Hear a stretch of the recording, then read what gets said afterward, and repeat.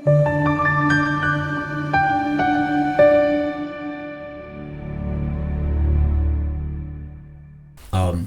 nje ngodaba lwamaphupho njengenjwayelo. Namhlanje siphinde sabuya ulindo kuhle ukuthi ngiyabingelela Pastor Winning. Mina ke ngithusela uphupho isikhova. Thank you. So sizobe sibheka idaba lesikhova. Mina igama nguPastor Winning. Ngicela ukubalekile ukusubscribe nokulike le video. You can also become a member yale channel.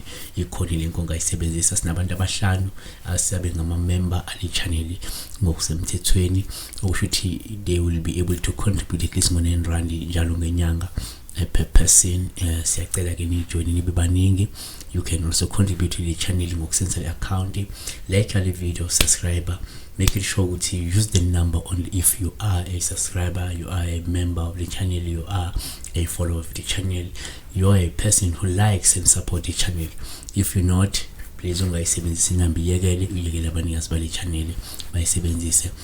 Isikhova kanjani kwethu i-owl ngesingisi kuthiwa i-owl, kanti ngesizulu kuthiwa isikhova, futhi bayibiza ngevuma kabili. Elinye igama lesizulu elisho isikhova ivuma kabili. Ngicabanga ukuthi why beyibiza ngevuma, beyibiza ivuma kabili. Am I just think it's okay because isikhova sithi phuma ngipule, sikhole shole sithi phuma ngipule sikhala kanje ngeke. So ngicabanga ukuthi ivuma because always sisho kayithu sithi yabo. So we should that is why bedini ivuma kabili. I don't know. Okay, number 1, uma kuba isikhova siqale nje ngophawu uma usibona noma uza ukukhala kwaso. Lolu phawu lusho ke ibhadi, lusho amashwa komunye lingasho ingozi noma lusho isifo esingase sehle kungekudala. Number 2, futhi uma kuba isikhova uphawu uma usibona noma uza ukukhala kwaso, kungabuye nje ukuthi kumele uqaphele ngoba ngase mhlawumbe ubekwe icala noma ubekwe insolo ungazelele.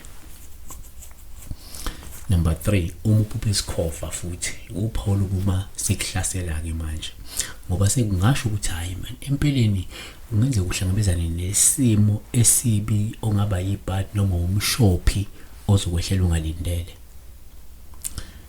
Number 4, futhi uma uphupha isikhova uphawu hluma usibulala, lusho ukuthi uzokwazi ukusombulula izinkinga ezinzima obhekene nazo, uphinde ukwazi nokunqoba nemizamo emibi yabathakathi abakugadlayo empilweni.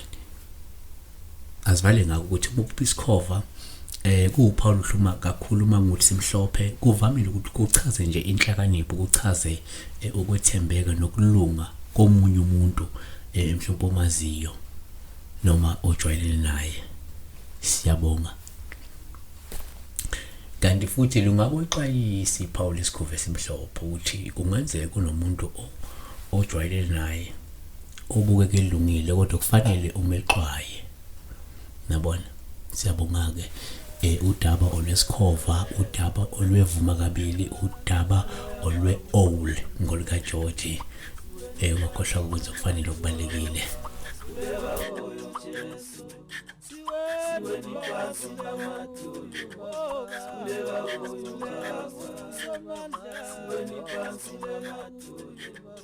kuleka kuyo Jesu.